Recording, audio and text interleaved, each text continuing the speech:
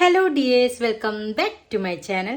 നമ്മളിന്ന് ചെയ്യാൻ പോണത് ഒരു ടോപ്പാണ് കേട്ടോ, ഒരു കഫ്താൻ ടോപ്പ്. അതെന്തുകൊണ്ടാണെന്നറിയോ? 4 വർഷമായിട്ടാണ് ഞാൻ ഈ ഷോൾ യൂസ് ചെയ്തുകൊണ്ടിരിക്കുന്നു. ഓണത്തിന് നമുക്കൊരു ഔട്ട്ഫിറ്റ് ചെയ്യാമെന്ന് വിചാരിച്ചു. അപ്പം നമ്മൾ ഇതിന് ലൈനിങ് കൊടുക്കുന്നുണ്ട്. ഇതാണ് ലൈനിങ്. ഇതെൻ്റെ അടുത്ത് ഓൾറെഡി ഉണ്ടായിരുന്ന ഒരു പാൻറ്റിൻ്റെ പീസ് തുണിയാണ് കേട്ടോ. ഇത് ഞാൻ ലൈനിങ് ആക്കിയിട്ട് കൊടുക്കാൻ വിചാരിച്ചു. നമ്മൾ പിന്നെ യൂസ് ചെയ്യണോണ്ടാണ് നമ്മൾ ലൈനിങ് കൊടുക്കുന്നത്. വേറെ ഷെമ്മി അങ്ങനെ എന്തെങ്കിലും ഇട്ട് പെയർ ചെയ്തിട്ടിടുന്നവർക്ക് ഇടാം.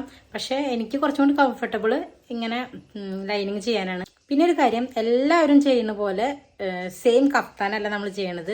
ഓണായതുകൊണ്ട് എന്തെങ്കിലും സ്പെഷ്യൽ വേണ്ട. നമ്മൾ ഇപ്പോൾ ട്രെൻഡിങ്ങിൽ പോണ ലോട്ടസിൻ്റെ ഒരു പ്രിൻറ്റും കൂടി നമ്മൾ സെൻറ്റർ പോർഷനിൽ കൊടുക്കണമെന്ന് വിചാരിക്കുന്നുണ്ട്. അത് ഫാബ്രിക് പെയിൻറ്റ് മാത്രം യൂസ് ചെയ്തിട്ടല്ല, അതും കുറച്ച് ബീഡ്സ് വർക്കും കൂടി നമ്മൾ ആഡ് ചെയ്യുന്നുണ്ട്. അപ്പോൾ സ്കിപ്പ് ചെയ്യേണ്ട എല്ലാവരും വീഡിയോ ഫുള്ള് കാണണം.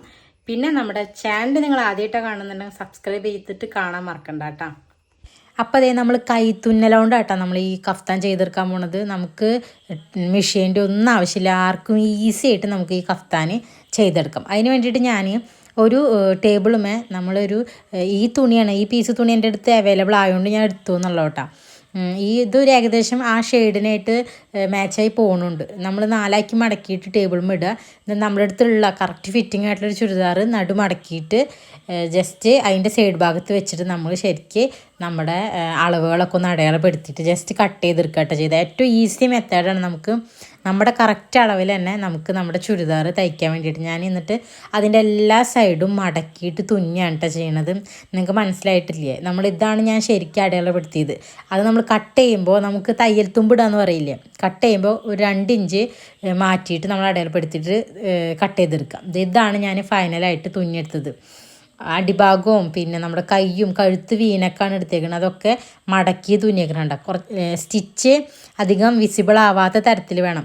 ഇത് നമ്മൾ പുറം മറിച്ചിട്ടാണ് കണ്ട, കഴുത്ത് രണ്ടും കൂടി ജോയിൻ ചെയ്തിട്ട് ഇങ്ങനെ ആക്കുക. അത് മറിച്ച് കഴിഞ്ഞാൽ കറക്റ്റ് നമുക്ക് എന്താ പറയുക, കൈ കൊണ്ട് തുന്നിയതാന്നും കൂടി പറയില്ല, അങ്ങനെ നമുക്ക് സെറ്റായിട്ട് കിട്ടും. ഇന്ന് കറക്റ്റ് മാച്ചിങ് ആയി പോണ തുണിയായതുകൊണ്ട് കണ്ടില്ലേ, നമ്മൾ തുന്നിയ സൈഡാണ് ഇത്. ഉള്ളിലായതുകൊണ്ട് കേട്ടാ നമുക്ക് കണ്ട, ഇത് ശരിക്കും സ്റ്റിച്ച് ചെയ്ത പോലെ ഞാൻ നമ്മുടെ സ്ലിറ്റിൻ്റെ ഭാഗത്താണിത് ഞാൻ അടയാളപ്പെടുത്തിയത്.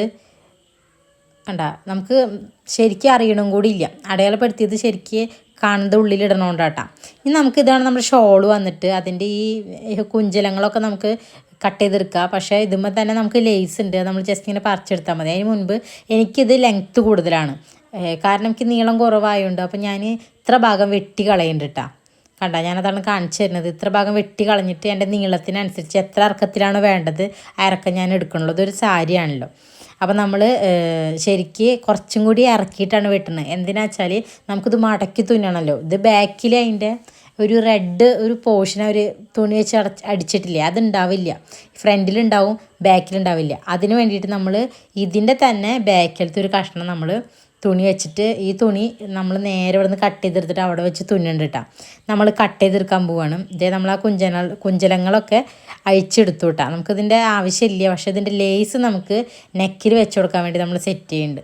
കണ്ടില്ലേ, ഇതാണ് വെട്ടി കഴിഞ്ഞപ്പോൾ കിട്ടിയേക്കണത്. അപ്പോൾ നമ്മൾ അതൊന്ന് മടക്കിയിട്ട് ശരിക്കും ഉള്ളിലേക്ക് വെച്ചിട്ട് കട്ട് ചെയ്ത് കൊടുക്കുക. അപ്പോൾ ഫ്രണ്ട് ഭാഗം സെറ്റായി. ഇനി ബാക്കിൽ നമ്മൾ ഈ അഴിച്ചെടുത്തതിൻ്റെ മീൻസ് വെട്ടിയെടുത്തതിൻ്റെ ബാലൻസ് ഉള്ളതെടുത്ത് നമ്മൾ കറക്റ്റ് ഒന്ന് വെട്ടിയിട്ട് തുന്നി കൊടുക്കുക. കണ്ടില്ല, അപ്പോൾ നമുക്ക് ബാക്കി ഫുള്ള് സെറ്റായിട്ട് കിട്ടും. ഫ്രണ്ടിലും ബാക്കിലും ആ റെഡ് ലൈന് വരും കേട്ടോ. ഇനി നമ്മൾ കഴുത്ത് വെട്ടാൻ പോവാണ്. ഇനി കഫ്താൻ്റെ പണിയാട്ടോ. നമ്മൾ അതിന് വേണ്ടിയിട്ട് കഴുത്താണ് ഇതിന് മെയിൻ സാധനം എന്ന് പറയുന്നത്. അപ്പോൾ കഴുത്തിൽ നമ്മളിത് നീളനെ മീൻസ് ഒരു മടക്ക് മടക്കിയിട്ട് 2 മടക്ക് ഇങ്ങനെ തിരിക്കുമ്പോൾ 2 മടക്കായിട്ട് കിട്ടണം. അങ്ങനെ കിട്ടിയിട്ട് നമ്മൾ ഫ്രണ്ടും ബാക്കും കൂടി ഒരുമിച്ചൊരു കട്ട് ചെയ്യും. അത് കഴിഞ്ഞിട്ട് ഫ്രണ്ട് മാത്രം എടുത്തിട്ട് കട്ട് ചെയ്യുമെങ്കിൽ നിങ്ങൾക്ക് മനസ്സിലാവുള്ളൂ. അതിന് വേണ്ടിയിട്ട് നമ്മളിങ്ങനെ കട്ട് ചെയ്യണത്. ഞാൻ ഏകദേശം ഒരു ഊഹത്തിന് ജസ്റ്റ് ചെറിയൊരു അളവ് മാത്രം, അളവൊന്നും പറയുന്നില്ല കാരണം പലർക്കും പലതാവും. അപ്പോൾ ചെറിയൊരു അളവ് മാത്രം വെട്ടിയെടുത്തു. അതിന് ശേഷം നമ്മളിത് നിവർത്തി, നിങ്ങൾക്ക് മനസ്സിലാവും, നിവർത്തി ആ തുമ്പില്ല അത് പിടിച്ചിട്ട് പൊന്തിക്കുക. അപ്പം നമുക്ക് ഫ്രണ്ടിൻ്റെ ഇപ്പോൾ ബാക്കല്ല കിട്ടിയത്, ഫ്രണ്ട് ഭാഗം ഏതാണെന്ന് പറഞ്ഞാൽ കസവ് വരുന്ന ഫ്രണ്ട് ഭാഗം ഏതാണ് വരുന്നത് അതിങ്ങനെ പിടിച്ചിട്ട് മടക്കിയിടുക. അപ്പോൾ നമുക്ക് ആ തുമ്പ് ഭാഗത്ത് നമുക്ക് കറക്റ്റായിട്ട് കട്ട് ചെയ്യാനും അതിങ്ങനെ എന്താ പറയുക കൂടുതലായിട്ട് ഇങ്ങനെ അടിയിലേക്ക് ഡീപ്പായിട്ട് വരില്ല. ഞാൻ വീനക്കാണ് സെറ്റ് ചെയ്യാൻ പോണത്. അപ്പോൾ നമ്മൾ ജസ്റ്റ് ഒന്ന് അടയാളപ്പെടുത്തി എത്ര വേണം എന്നുള്ളത്. ഒരുപാട് ഇറക്കണ്ട, കാരണം ഓൾറെഡി നമ്മൾ കഴുത്ത് വെട്ടിയുള്ളതാണല്ലോ. നമ്മൾ ജസ്റ്റ് അടയാളപ്പെടുത്തിയിട്ട് അതിങ്ങനെ വെട്ടിയെടുക്കുക. കണ്ട അപ്പോൾ ഒരു എന്താ പറയുക, ഹാർട്ടിൻ്റെ ഷേപ്പ് എന്നൊക്കെ പറയില്ലേ, അങ്ങനെ വരും. അപ്പോൾ ബാക്കിലേക്കും കുറച്ച് ഇറക്കം വരും, കാരണം നമ്മൾ അധികം ഡീപ്പായിട്ട് എടുത്തിട്ടില്ലല്ലോ. അങ്ങനെ ജസ്റ്റ് ഇങ്ങനെ വെട്ടി സെറ്റാക്കി കൊടുക്കുക. അപ്പോൾ ശരിക്കും നമ്മുടെ വീനക്ക് ഒരുപാട് എന്താ പറയുക വൈഡായിട്ട് വെട്ടാൻ പാടില്ല, കാരണം നമുക്കത് മടക്കി തുന്നാനും കൂടി ഉള്ളതാട്ടോ. അതിനനുസരിച്ചിട്ട് നമുക്ക്, ഞാനിവിടെ അളവുകളൊന്നും പറയുന്നില്ല, നമ്മളൊരു ഊഹം വെച്ച് ചെയ്യുകയാണ്. മാത്രമേ അളവുകൾ പറഞ്ഞു കഴിഞ്ഞാൽ പലർക്കും ഷോൾഡറിൻ്റെ വിഡ്ത്തും ഒക്കെ വ്യത്യാസം ഉണ്ടാവും. അപ്പോൾ ഞാൻ ടേപ്പ് ഒന്നും യൂസ് ചെയ്യേണ്ട അത്രയും സിമ്പിളായിട്ട് ഈസി ആയിട്ടുള്ള ഒരു മെത്തേഡിൽ ഈ കഫ്താൻ തുന്നാണ്. എന്നിട്ട് ഇതാ വീനക്കില്ലേ, അത് നമ്മൾ ഉള്ളിലേക്ക് മടക്കി കൈകൊണ്ട് തുന്നിയെടുക്കുക കേട്ടോ. കണ്ട ബാക്കിൽ സ്റ്റിച്ചിങ്ങിന് വരും, ഉള്ളിൽ വിസിബിൾ ആവാത്ത തരത്തിലുള്ള സ്റ്റിച്ചാണ് നമ്മൾ ചെയ്യുന്നത്. ഇതെല്ലാവർക്കും അറിയുന്ന സ്റ്റിച്ചാണ്, അതുകൊണ്ട് ഞാൻ ഡീറ്റെയിൽഡായിട്ട് പറയണില്ല. പിന്നെ നമ്മൾ ഒരു എന്താ പറയുക, നമ്മളെ കിട്ടിയൊരു ലേസില്ല, ആ ലേസ് നമ്മൾ വെച്ചിട്ട് തുന്നിയാണ് കേട്ടോ അവിടെ ചെയ്യണത്. ആ കറക്റ്റ് തുന്നുമ്പോൾ ആ വീനക്കിൽ അത് ബോർഡറൊക്കെ നമുക്ക് റെഡ് വരുന്നുണ്ട്, വീനക്കും കറക്റ്റ് അത് വരുമ്പോൾ ശരിക്കും അതിൻ്റെ മോഡൽ തന്നെ ഭയങ്കര സെറ്റായിട്ട് കാണും കേട്ടോ. ഇതാണ് നമ്മൾ അളവിന് ചെയ്തെടുത്ത ടോപ്പ്, കണ്ടില്ലേ? ഫുള്ള് സൈഡ് നമ്മൾ സെറ്റ് ചെയ്തെടുത്ത് നമ്മൾ ശരിക്കും ഇന്നർ പോലെ തന്നെ ഇത് നേലടിക്കും. അതിനാണ് നമ്മൾ ഈ സംഭവം സെറ്റാക്കിയിരിക്കുന്നത്. അത് നമ്മൾ അളവിന് ശരിക്ക് നേരെ കഫ്താൻ്റെ എന്നാണ് ഷോൾ വിരിച്ചിട്ടിട്ട് ജസ്റ്റ് ആ അളവിൽ തന്നെ വിരിച്ചിട്ട് ആ സൈഡിൻ്റെ പോർഷൻ മാത്രം ജസ്റ്റ് നമ്മൾ അടയാളപ്പെടുത്തിയിട്ട് അവിടെ മാത്രം നമ്മൾ സ്റ്റിച്ച് ചെയ്തെടുക്കുക ചെയ്യുക. മീൻസ് കൈകൊണ്ട് തുന്നിയെടുക്കുക, തുന്നിയെടുക്കട്ടെ ചെയ്യണത്. കണ്ടില്ലേ? ജസ്റ്റ് നമ്മൾ അധികം കട്ടിയിലൊന്നും വരച്ചു കൊടുക്കേണ്ട ആവശ്യമില്ല കേട്ടോ. നമുക്ക് ജസ്റ്റ് ഒന്ന് മാർക്ക് ചെയ്ത് കൊടുത്താൽ മതി. എൻ്റെ അടുത്ത് റെഡ് ആണ് ഞാൻ ചെയ്തത്, പക്ഷേ അത് നമ്മൾ ഉള്ളിലേക്ക് പോകണോണ്ട് നമ്മളത് വലിയ കാര്യമൊക്കെ എടുത്തിട്ടില്ല. അങ്ങനെ നമ്മൾ സ്റ്റിച്ച് ചെയ്യുമ്പോൾ കറക്റ്റ് ആ മീൻസ് നമ്മൾ ചെയ്യുമ്പോഴേ കുറച്ച് ലൂസ് വേണം, അതിനനുസരിച്ചിട്ട് എടുക്കുക.